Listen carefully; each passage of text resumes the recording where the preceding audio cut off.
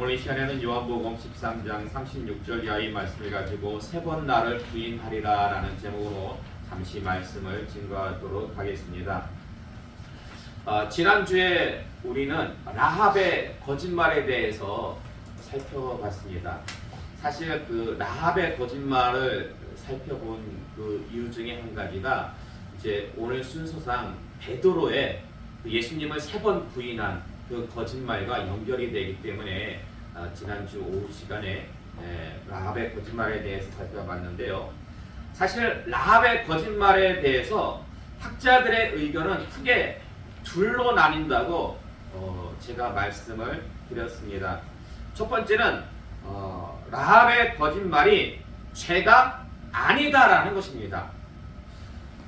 왜냐하면 그 거짓말의 동기가 하나님에 대한 신앙과 믿음에서 연유했기 때문에 죄가 아니다라고 그렇게 주장하는 학자들이 있고요.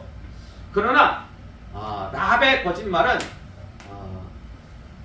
일단은 죄다. 하지만 그 거짓말의 동기가 하나님에 대한 신앙과 믿음에서 연유했기 때문에 용서가 된다. 따라서 이 용서 여부를 떠나서 일단은 죄다, 죄가 아니다.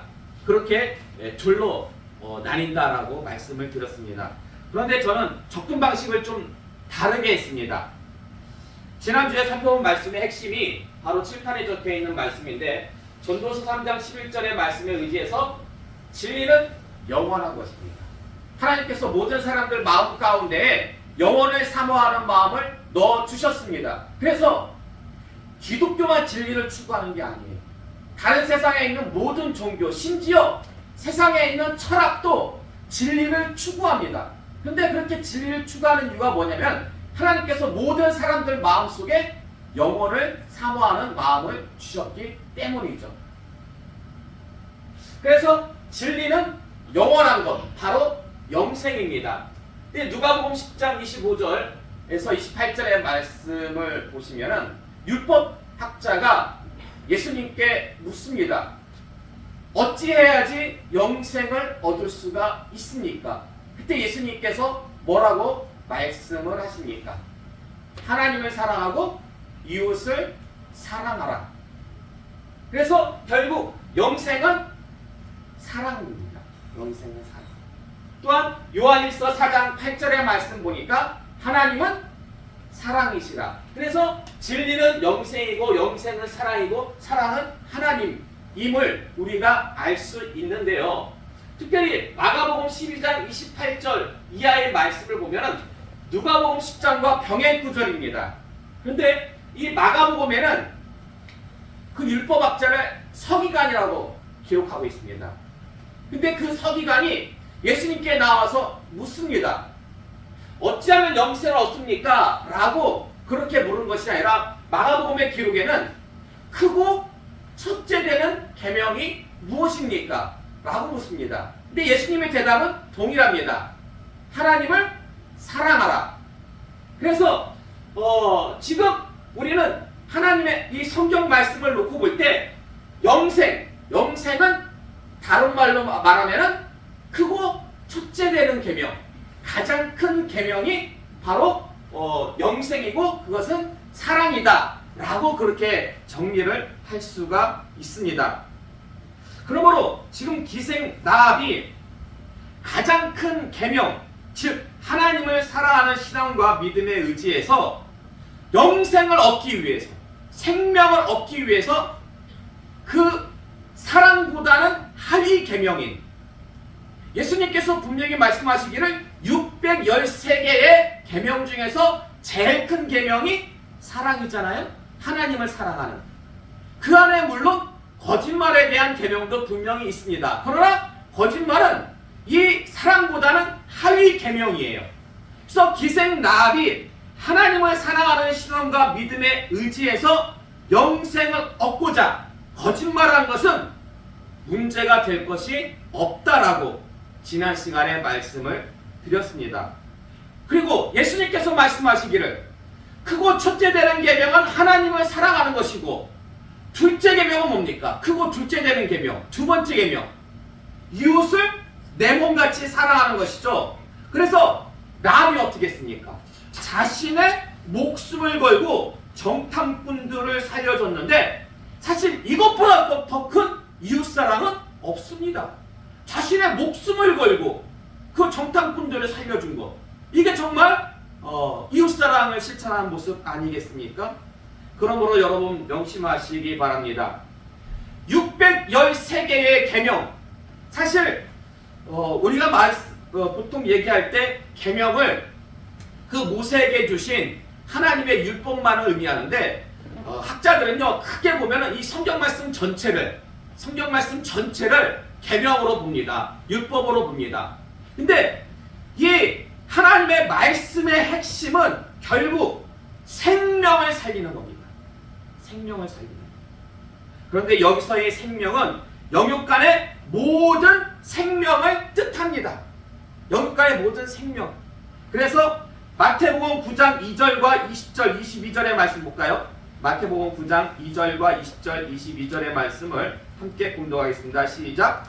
침상에 누운 중풍병자를 사람들이 데리고 오거늘 예수께서 그들의 믿음을 보시고 중풍병자에게 이르시되 작은 자야 안심하라 내 죄 사함을 받았느니라. 12해 동안 혈루증 앓는 여자가 예수의 뒤로 와서 그 고독각을 만지니 예수께서 돌이켜 그를 보시며 이르시되 딸아 안심하라 내 믿음이 너를 구원하였다 하시니 여자가 그 즉시 구원을 받으니라. 아멘.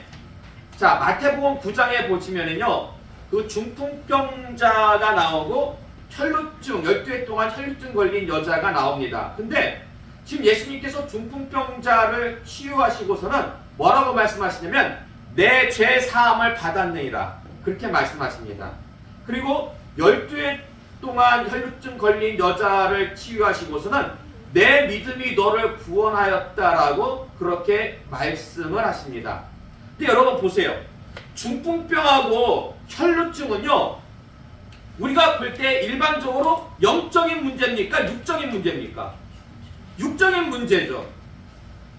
그럼 지금 예수님께서 말씀하시고 있는 죄사함과 구원은 영적인 문제입니까? 육적인 문제입니까? 일반적으로 영적인 문제죠. 그렇다면 왜 예수님은 육적인 문제, 이 병을 치유하시면서 영적인 말씀을 주신 이유가 뭘까요? 내가 치유함을 받았다. 내 침상을 들고 가라. 이렇게 말씀하시면 편하잖아요. 그 여인한테도 내가 오랫동안 앓고 있던 그 병이 나았다. 이렇게 말씀하시지 않고 내 죄 사함을 받았다. 내 믿음이 너를 구원하였다. 이렇게 말씀하신 이유가 도대체 무엇일까요? 그것은 예수님께서 일부러 의도적으로 이렇게 말씀하신 거예요. 왜냐하면 예수님은 어떤 육신의 어떤 병만 고치시는 분이 아니에요.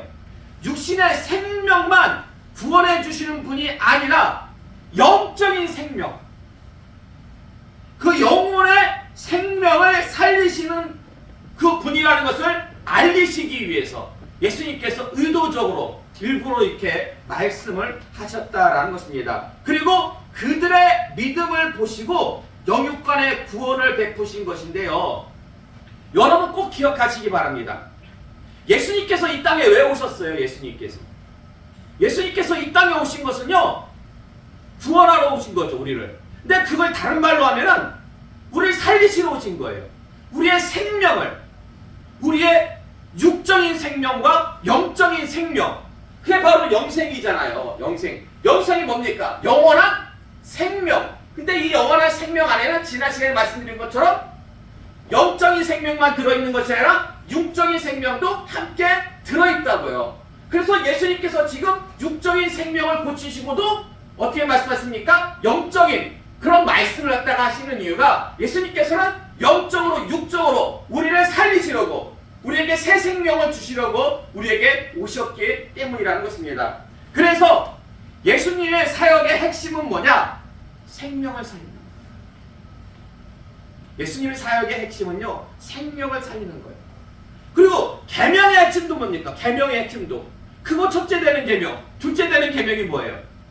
그 사랑이죠. 예? 그 사랑으로 결국 원하는 게 뭐냐면은 결국 생명을 살리기 위해서. 생명을 살리기 위해서.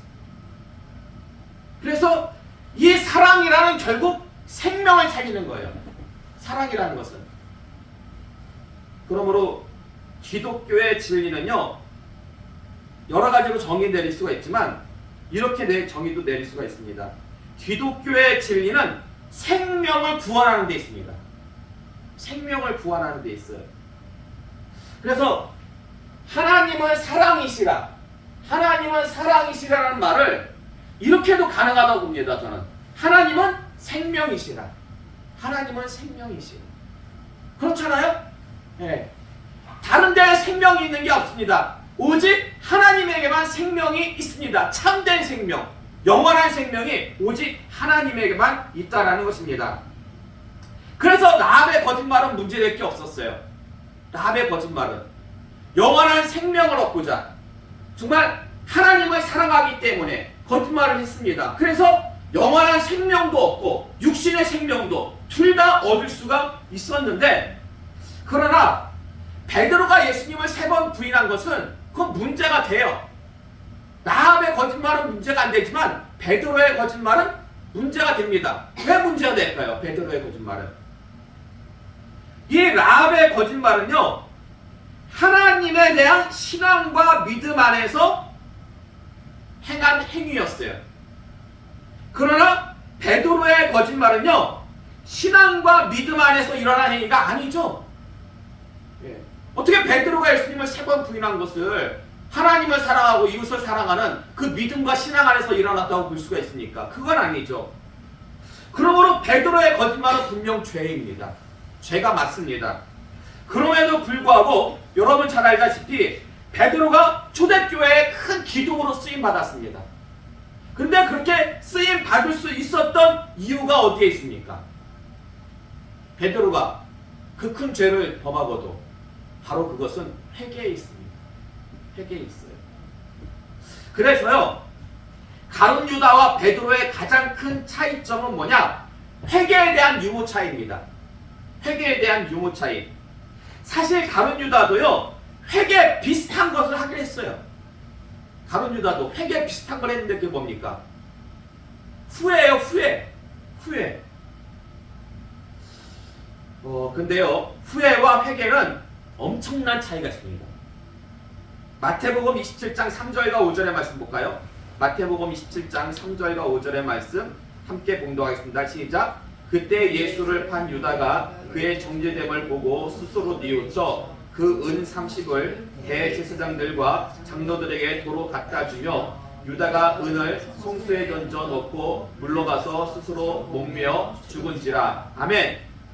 자, 그러니까 가룟 유다는 후회하다가 결국 자살로 생을 마감했는데요, 말씀을 자세히 보시면은요, 후회를 뭐라고 표현하고 있습니까? 성경에서 후회를 스스로 뉘우쳤다고, 스스로 뉘우침이라고. 예?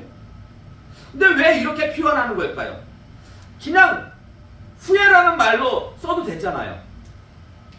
거기 그 말씀 그냥 보시면, 그때 예수를 판 유다가 그의 정죄됨을 보고 후회하여 그 은 30을 대제사장들과, 이렇게 해도 상관없잖아요.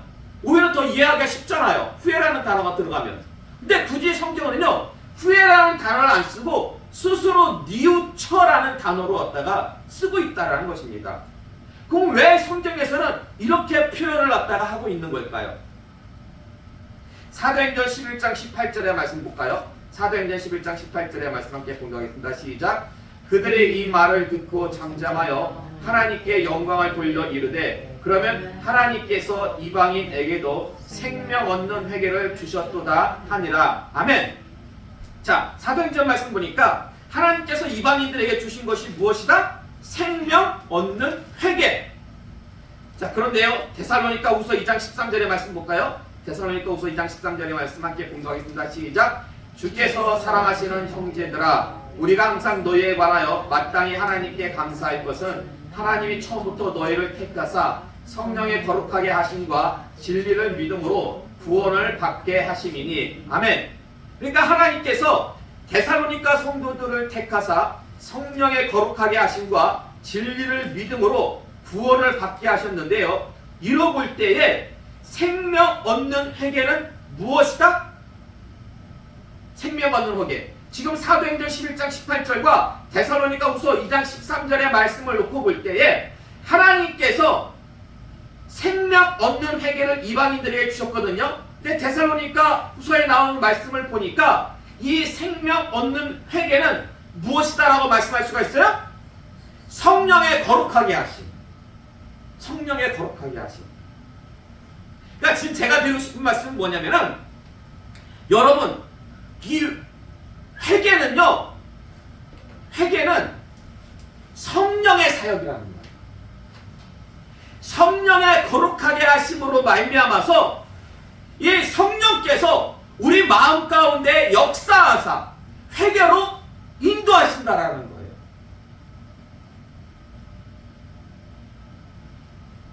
반면에 후회는 뭡니까? 후회는 스스로 뉘우치는 거예요.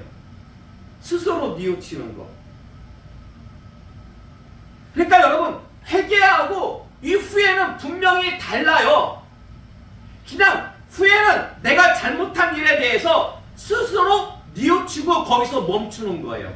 근데 회개는요, 성령 하나님께서 역사하심으로 말미암아가지고 그 잘못한 것을 회개하고 하나님 앞으로 돌아서게 만드는 것, 그것이 바로 회개라는 것입니다. 이 두 가지를 우리가 분리해야 돼요. 이 두 가지를 똑같은 걸로 보면 결코 안 된다라는 것입니다. 그러므로 성경에서 가룟 유다의 후회를 스스로 뉘우침이라고 이렇게 표현한 이유는 가룟 유다의 후회가 회개가 아님을 분명히 밝히시기 위함이었다는 거예요. 회개가 아니다. 가룟 유다의 후회는 회개가 아니다. 만약에 회개였으면 자살하지 않죠. 자살하지 않죠. 회개가 아니었어요. 그거는 그냥 후회였어요. 스스로 뉘우침이었다는 것입니다. 근데 왜 가룟 유다는, 보세요, 자살하기 직전에 후회까지 했잖아요. 후회까지 했으면서 왜 회개는 하지 않은 걸까요? 후회나 회개나 스스로 뉘우치는 거잖아요. 근데 한 발자국만 더 나가면 회개할 수 있는데 왜 후회까지 했으면서 왜 회개는 하지 않았던 걸까요? 아까 회개는 누구의 사유라고 했습니까? 성령의 사유라고 했죠. 그럼 왜 성령님께서는 이 후회하는 가룟 유다에게 회개의 사역을 행하지 않으신 걸까요? 이때가 절호의 찬스 아닙니까? 후회하는 이 가룟 유다에게 성령님께서 회개로 인도하시면은 우리가 볼 때에는 그냥 바로 회개의 길로 들어설 것 같은데 왜 성령님께서는 그냥 바라만 보고 계신 걸까요? 요한복음 13장 27절의 말씀 볼까요? 요한복음 13장 27절의 말씀 함께 봉독하겠습니다. 시작. 조각을 받은 후 곧 사탄이 그 속에 들어간지라. 이에 예수께서 유다에게 이르시되 내가 하는 일을 속히 하라 하시니. 아멘. 자, 우리가 세족식의 말씀에 대해서 우리가 지난 몇 주 동안 계속 살펴왔습니다. 사탄이요, 이 가룟 유다의 속에 들어가기 전까지는 예수님께 그 가룟 유다가 떡을 받자마자 사탄이 기다렸던 듯이 들어갔거든요. 그러니까 그 전까지는 그래도 회개의 여지가 있었어요. 가룟 유다에게 예수님께서 발을 씻어 주실 때라든지 여러 가지 사인을 계속해서 주셨음에도 불구하고 이 가룟 유다는 회개하지 않았습니다. 그러나 지금 예수님께서 이제 그 떡을 주시고 나니까 사탄이 완전히 가룟 유다 안으로 들어가가지고 가룟 유다를 완전히 장악한 후에는 회개의 여지가 사라졌어요. 남은 것은 후회로 인한 죄책감만 유발시켜서 자살을 유도케 했다는 것입니다. 그러니까 마귀도요, 이걸 보고 볼 때에 한 가지 깨달음이 주어져요. 아, 마귀도 후회하게 만드는구나. 근데 마귀가 후회하게 만드는 것은 회개로 인도하기 위한 후회가 아니라 죄책감을 크게 만들어가지고 유발시켜가지고 자살로 유도하기 위해서, 예? 그래서 후회를 하게 만드는구나. 그런데 누가복음 22장 3절에서 4절의 말씀 볼까요? 누가복음 22장 3절에서 4절의 말씀 함께 봉독하겠습니다. 시작. 열불 중에 하나인 가룟인이라 부르는 유다에게 사탄이 들어가니 이에 유다가 대제사장들과 성전 경비병들에게 가서 예수를 넘겨줄 방도를 의논하매. 아멘. 자, 요 말씀은요, 세족식 이틀 전에 이 가룟 유다가 대제사장들 일행을 만나가지고 은 30에 예수님을 갖다가 넘기기로 계약을 맺습니다. 바로 그 말씀이에요. 근데 이때도 성경은 뭐라고 기록하고 있냐면 사탄이 가룟 유다에게 들어갔다라고 표현을 합니다. 자, 그렇다면 가룟 유다는 세족식 이틀 전부터 완전히 사탄에게 장악된 것이었을까요? 아니었죠. 그랬다면은 세족식 내내 예수님께서 회개의 사인을 주시지 않았을 겁니다. 그래서 요한복음 13장 2절의 말씀 볼까요? 요한복음 13장 2절의 말씀 함께 공독하겠습니다. 시작. 마귀가 벌써 시몬의 아들 가룟 유다의 마음에 예수를 팔려는 생각을 넣었더라. 아멘. 자, 그러니까 성경 말씀을 이렇게 종합해서 놓고 볼 때 지금 가룟 유다에게 사탄이 들어간 것은요, 세족식 이틀 전에도 사탄이 들어갔다고 성경은 증거하고 있고, 그리고 세족식 후에 예수님께 떡 받은 직후에 사탄이 들어갔다고 말씀하고 있는데, 이게 들어간 게 좀 달라요. 세족식 이틀 전에 그 사탄이 들어간 것은 그 가룟 유다의 생각에 자꾸 예수를 팔려는, 예? 그 나쁜 생각을 갖다가 집어넣은 거예요. 집어넣은 거고, 떡 조각을 받은 후에는 이제 완전히 장악이 되어가지고 더 이상 회개의 여지가 없게 되었다는 것입니다. 근데요, 이 성경 말씀을 자세히 보시면은 누가복음 22장에 나오는 세족식 이틀 전에는 그냥 사탄이 들어갔다고만 나와요. 여러분 보세요. 거기 누가복음 22장 3절에서 4절 3절 말씀 보면은 유다에게 사탄이 들어가니 라고만 나오죠. 예. 그러나 요한복음 13장 바로 위에 주보 보시면 요한복음 13장에 떡 조각을 받은 후에 사탄이 어떻게 들어간지라? 그 속에 들어간지라. 여러분 성경을 자세히 봐야 돼요. 성경 대충 보면은요, 이게 그 말 같고 그 말 같아요. 그러나 틀려요. 분명히 틀려요. 예. 누가복음 세족식 이틀 전에는요, 사탄이 들어갔다고만 나와 있어요. 사탄이. 그래서 요한복음의 말씀 보니까 예수 팔려는 생각을 넣었다라고, 생각을 조종한 거예요. 자꾸 그 나쁜 마음을 갖다가 집어넣은 거예요. 그렇기 때문에 아직 회개의 여지가 있었어요. 그러나 요한복음의 말씀을 보니까 사탄이 그 속에 들어간지라, 떡 조각을 받은 직후에는 그 속에 들어갔다라고 증거를 하고 있습니다. 그러므로 분명 달라요.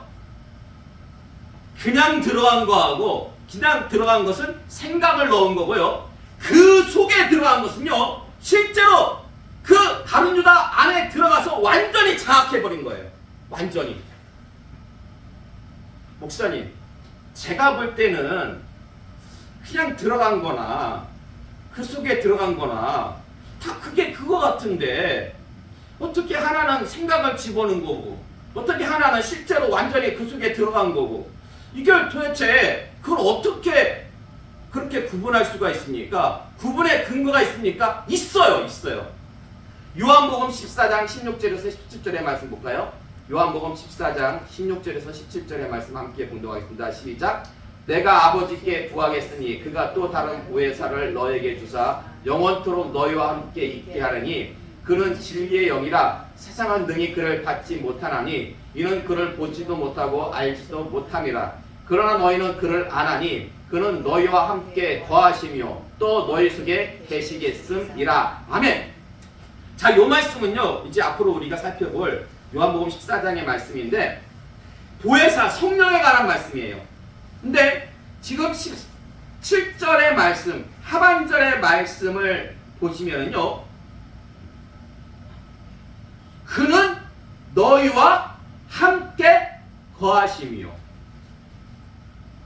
이게요, 원어로 보면 현재형이에요. 그는 너희와 함께 거하시며. 이거를 신학적인 용어로 뭐라고 하면 성령의 감화와 감동이라고 얘기해요. 함께 거하심, 성령의 감화와 감동. 또 너희 속에 계시겠습니다. 이거는 미래형이에요. 원어적으로 볼 때. 또 너희 속에 계시겠습니다. 이걸 신학적인 용어로 성령의 내주라고 그래요. 성령이 내 안에 들어오심. 성령의 내주. 이걸 차영미 교수님은 성령 세례라고 말씀하셨어요.